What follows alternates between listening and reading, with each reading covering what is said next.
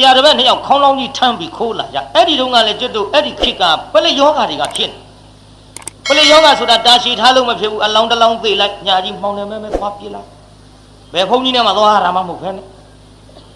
အဲ့ဒါလို့ဖြစ်နေတဲ့အချိန်ဆိုတော့အဲ့ဒီတုန်းကတော့ပလိလို့ခေါ်တယ်အခုတော့ပြည်သူရဲတွေပေါ့မဟုတ်ဘူးကြုတ်ပြောနေတာကဟိုရှေးတုန်းကကျွတ်တို့ကြားဘူးတဲ့ဒီပလိတဲ့အဲ့ဒီပလိကိုအခုတော့တမျိုးပြောင်းပြီးတော့ပြည်သူရဲလို့ဒီလိုခေါ်တာဒါကိုကြုတ်ပြောတယ်ဟိုပလိနဲ့ရောသွားနားထောင်ပါဗျတခြားစီပါဟိုတုန်းကပလိတွေကလက်နဲ့တွေကင်ပြီးတော့စောင့်တော့ခေါင်းလောင်းထမ်းပြီးခိုးသွားတဲ့ဆရာတော်ပဲနှစ်ယောက်ကြံ့ညမူသားပြောရင်လေသတ်တဲ့ကွာဟေးခိုးပြန်တော့လေခိုးမှုနဲ့ခံရမှာပဲကဲနှစ်ခုစလုံးလှုပ်အောင်ဒီလိုလှုပ်မင်းငိုကွာငါပြောတဲ့အတိုင်းမြက်လာဟိုမှာလမ်းမှာစောင့်နေတဲ့ပလိတွေရှိမင်းငိုဟိဘယ်လိုငိုရ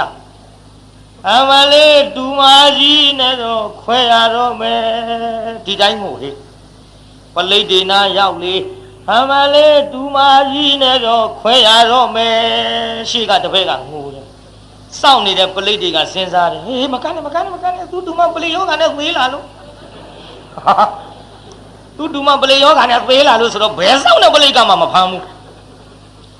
ဒီလိုနဲ့လွတ်သွားတယ်နောက်ကြတော့မေးတယ်တပည့်ကဆရာရဲတဲ့တူမကြီးနဲ့ခွဲရတော့မယ်ဆိုတာဘယ်လိုလို့ခဲလိုက်ကြကွာပလိယောဂဖြစ်နေတဲ့အချိန်ဆိုတော့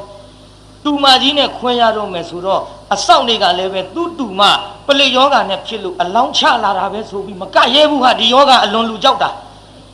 ပြီးတော့လည်းပဲမူသားလဲလွတ်အောင်ကွာဒီခေါင်းလောင်းကြီးကလည်းမင်းနဲ့ငါနဲ့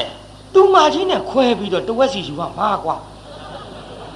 နှစ်ဖက်လွတ်ခိုးပြီးတယ်ကျန်းဖန်ခိုးပါတယ်လို့ဆိုမှအခုကျွတ်တို့တိုင်းပြည်မှာနိုင်ငံအုပ်ချုပ်တဲ့ပုဂ္ဂိုလ်များကအာဏာစက်နဲ့ကျွတ်တို့ဘုန်းကြီးတွေကတစ်ဖက်တစ်လမ်းကဓမ္မစက်နဲ့ခေါ်ရင်အရိဏဒါနသံဃာပဲလို့ခံရမယ်ကျွတ်တို့ကဟောတယ်တိုင်းပြည်အုပ်ချုပ်တဲ့ပုဂ္ဂိုလ်များကယုံနေဂတ်တွေထောင်တွေနဲ့တိုင်းပြည်မှာဒီလူဆိုးတွေပပြောက်အောင်ဥပဒေနဲ့အနီးနီးနှိပ်ကွတ်တယ်မရဘူးခိုးတာပဲ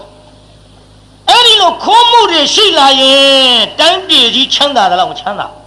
ကြီးပွားတဲ့လို့မကြီးပွားတိုင်းပြည်အုပ်ချုပ်တဲ့ပုဂ္ဂိုလ်ဆိုတာကလည်းတရားနာပြည်သားကြီးတကယ်တမ်းစစ်ကြည့်လိုက်တော့အုပ်ချုပ်တဲ့လူရဲ့အပေါ်မှာမူမတည်ဘူးတိုင်းသူပြည်သားနာခံမဲ့လူများရဲ့အပေါ်မှာမူတည်ပါတယ်